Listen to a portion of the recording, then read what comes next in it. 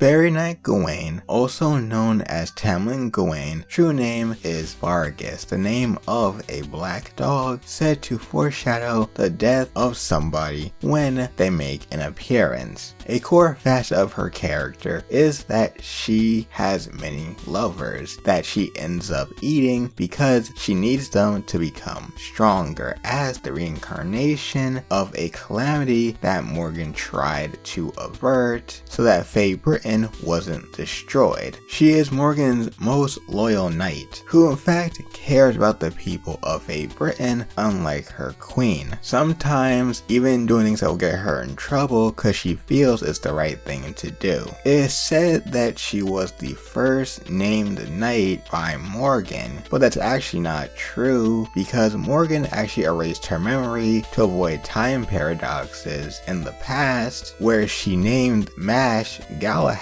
first. Among the knights, she is the most feared of the three, and while she is in fact strong, she is not the strongest. She admits to it herself that Melusine, a fellow calamity, is stronger than her, although they do have different fortes. Because she is the most knightly of the three fairy knights, she models herself after the strong, attractive, and exemplary knights of the Round Table. So, 400 years prior to Chaldea arriving, Barghest was named by Morgan as the quote-unquote first fairy knight or Tamlin. She looked different from her clansmen, looking more human-like or wind fairy-ish, who were humanoid. And due to this, many saw her as different, for better or for worse. Her first big showing in the story was during the raid on the breeding facility where they thought Mash was at. When things were looking good, Barghest suddenly appeared with her black dogs, and overwhelming the group, Tristan sacrificed himself to face her solo so the group could get away. He was overwhelmed, defeated, but acknowledged for his strength by Barghest. She would then scold one of the humans there for even thinking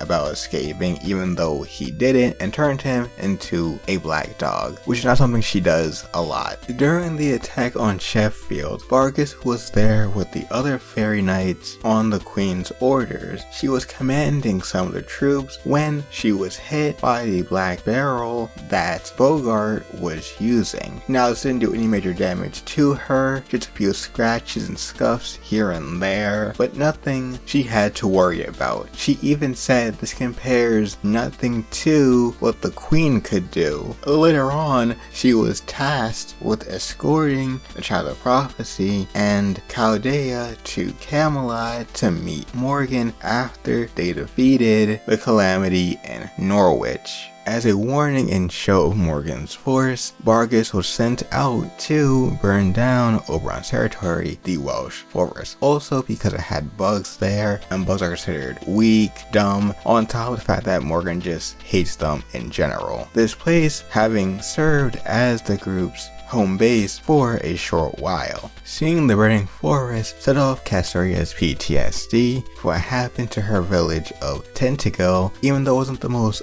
welcoming place from how they treated her. Seeing the Welsh forest being burnt down caused her to go into a temporary rage until she was calmed down, deciding to reveal the true name of Gawain, that being Barghest, which she saw during her time with Hector of the Lost Belt, who actually made the armor that Barghest wears that has her name engraved on it, that normally most wouldn't see besides those who know who and what Barghest truly is. It's due to this that Artoria was able to reveal her true name, thinking it would make her weaker, but it was actually handicapping her, and now she's able to unleash her true power. But they somehow were able to defeat her briefly, and acknowledging this, Barghest admits defeat. She would then be deemed a traitor for protecting the master from a sneak attack from one of Morgan's other knights. When reporting back to Morgan, Barghest was sent back to her land, forbidden to leave for a time. The one exception was during a party hosted by Murion. She took this opportunity to invite lead the Master's party and the Child of Prophecy to Manchester, her territory. First, she wanted to test out if Chaldea was capable without the help of Arturia, who is the Child of Prophecy, and to see if the victory they had against her was legit or just a fluke, a chance of luck. Afterwards, she would then make a deal with them so that Chaldea could bring the fairies onto the storm border to proper human history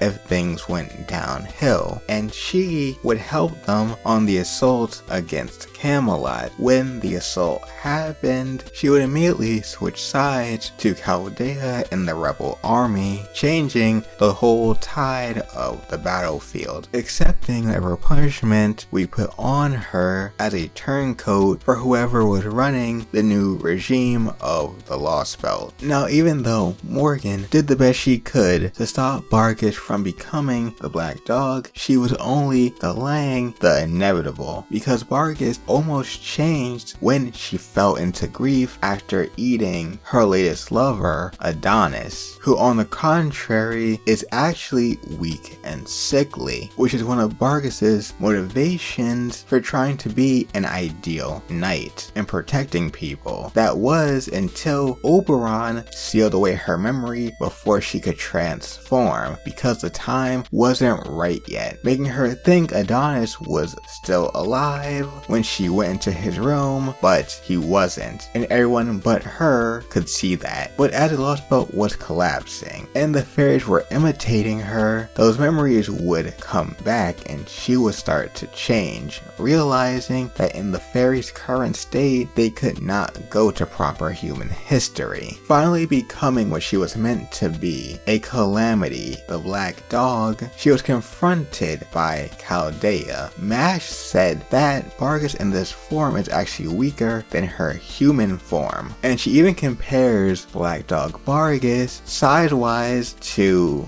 that of Foe as Cathpalug. They could not leave the Lost Belt with the calamities still around, or else they would escape to proper human history, and that would be bad. Mash would then summon both the original Gawain and Lancelot, whose names were engraved onto their respective fairy knights, thus allowing them to be summoned the same way Tristan was, even though normally servants cannot be summoned in the Lost Belt. Together with the help of the knights, Barghest was slain and put to rest. But of course, she would make her reappearance in the latest summer event as Union Defense Knight, UDK for short, as a unit that gets stronger when she is teamed up with those weaker than her, showing that knightly trait of protecting the weak. If you like this video, check out the one on the screen or in the description for more Type Moon content.